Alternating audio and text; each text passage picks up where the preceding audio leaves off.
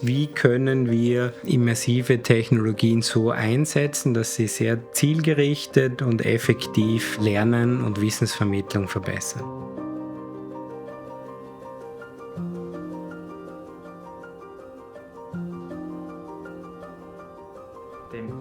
Es gibt diese Technologien, aber wer nutzt die eigentlich?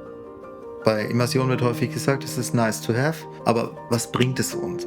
Was fehlt, ist der Nachweis, dass diese Technologien effektiv das Lernen verbessern.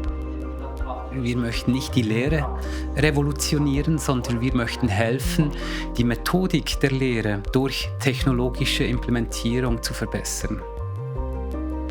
Das ganz Kleine, das ganz Große, die zeitliche Dimension und das zu visualisieren. Ich glaube, da hat Augmented oder Virtual Reality großes Potenzial.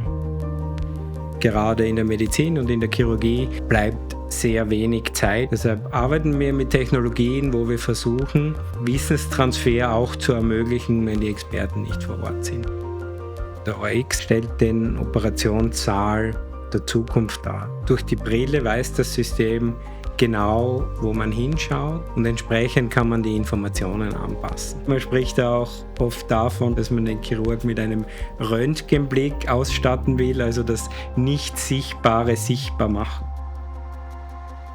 Diesen Gap zwischen der Vorstellung und der Realität, den kann ich sehr gut schließen.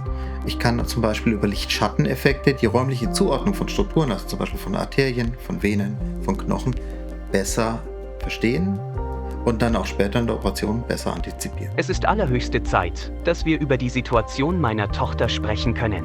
Rollenspiele zu simulieren, das bedarf eines Schauspielers, das bedarf Infrastruktur und wir haben jetzt die Möglichkeit, mit Avataren beispielsweise Rollenspiele durchzuführen. Das Elterngespräch, das ist wirklich eine Herausforderung für junge Lehrpersonen und wir haben deshalb eine Applikation gebaut, in der unsere Studierenden Elterngespräche üben können.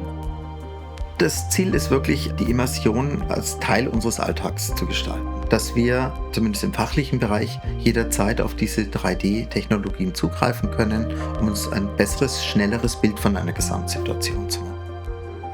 Jeder von uns, der unterrichtet, kann heutzutage PowerPoint bedienen. Dass man das auch schafft, auf Augmented und Virtual Reality zu kommen. Dass kein Software-Ingenieur braucht, der dir eine App baut. Dass du selber zu Hause am Abend noch oder 3D-Content gut einbinden kannst. Es soll ein Knowledge Hub sein. Wir starten mit eigenen Projekten und diese Projekte dienen letztendlich auch als Demo-Cases, ja, wie wir in unseren Fachbereichen Immersion umsetzen und nehmen dann gezielt andere Fachbereiche in das Projekt mit rein, freuen uns da, wenn interessierte Leute auf uns zukommen, damit sie auch in ihren Fachbereichen eben solche Projekte umsetzen können.